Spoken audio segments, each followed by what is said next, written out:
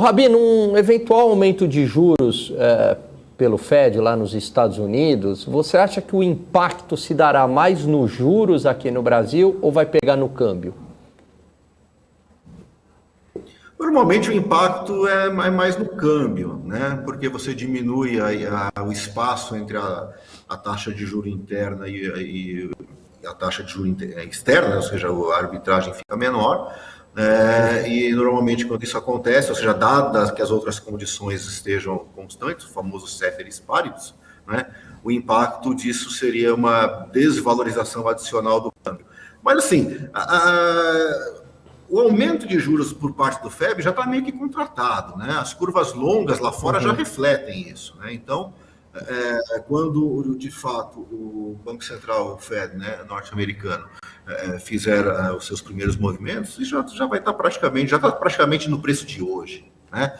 Agora, o que pode realmente atrapalhar bastante o câmbio no ano que vem são as eleições, né? Aí sim, né? Aí nós temos um componente ainda muito um componente de grande instabilidade em termos potenciais, né?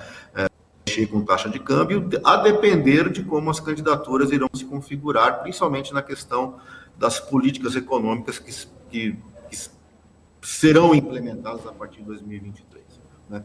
Só para a gente ter uma ideia, né? Só para a gente lembrar um pouco aí do passado, já que a gente começou a falar de 2008, 2009, nas eleições de 2002, né? Quem se lembra, né? Quem acompanhou, viu que naquela época, em 2002, ou seja, a primeira eleição do Lula, o dólar foi a R$4, né? Chegou a estar cotado a R$4, né? Acho que valia 2 e qualquer coisa e praticamente dobrou de preço. Se você corrigir pela inflação, R$4 lá em 2002 significa R$8 hoje, né?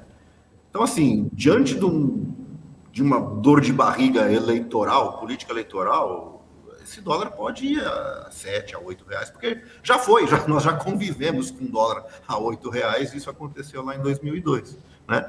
Então, assim, eu vejo na questão política eleitoral um foco muito maior de instabilidade, olhando taxa de câmbio, do que possíveis aumentos que já estão praticamente contratados, né, e pré-anunciados da taxa de juros norte-americana. Pegando esse gancho da eleição, o Rabi, você acha que será um cenário mais ou menos parecido com 2002 e aí em 2003 prevalecendo o pragmatismo econômico, mesmo que aquilo era contra as bases do PT, né? Não estou falando aqui que o Lula vai ganhar, mas eu estou querendo dizer quem quer que seja vai ter que fazer um ajuste mais pragmático, mais pró-mercado, mais liberal, ou não? Há um risco de um populismo, de uma guinada mais populista do lado fiscal, do lado monetário, dependendo de quem ganhar?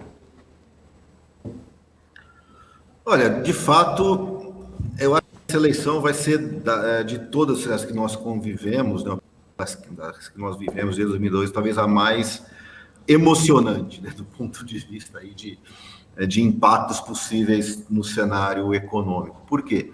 Porque, claro, o que nós temos hoje? Né? Uma eleição totalmente polarizada. Né? Nós temos Lula de um lado, né, como principal candidato, e que acho que eu vejo com menos chance de fazer um movimento mais, digamos, ao centro, né, como foi em 2002, por uma razão, primeiro por duas razões. Primeiro que se nós olharmos, né, os dois mandatos do presidente Lula, em termos de política econômica, o Lula 2 foi totalmente diferente de Lula 1. Né? Perfeito.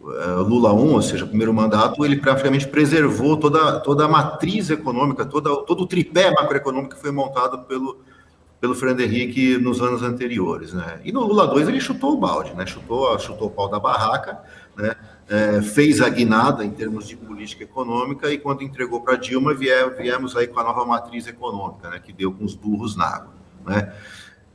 Então, assim, olhando, né, o tracking, né, ou seja, o que aconteceu no passado, né, seria muito mais provável que, caso o Lula ganhe, ele vá, né, mais para uma matriz econômica mais próxima de Lula 2 do que de Lula 1, porque foi justamente como o PT terminou governando, né, e eles acreditando que aquilo estava certo. Né.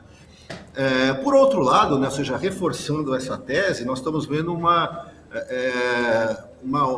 nova onda de esquerda na América Latina, né, conquistando presidências em vários países, né, recentemente agora no Chile, né, mas já conquistaram na Argentina, ou seja, nós estamos aí em outros países, né, Bolívia também, então Peru, então nós estamos tendo uma nova onda vermelha na América Latina que dá reforço para esse tipo de política econômica mais populista, tipo Unicamp, né? Ou seja, intervenções maciças do governo na economia, através de incentivos e bancos públicos e crédito direcionado, ou seja, campeões nacionais, né? Ou seja, tudo aquilo que a gente viu que no curto prazo tem algum certo efeito, mas no longo prazo acaba nunca dando certo, né?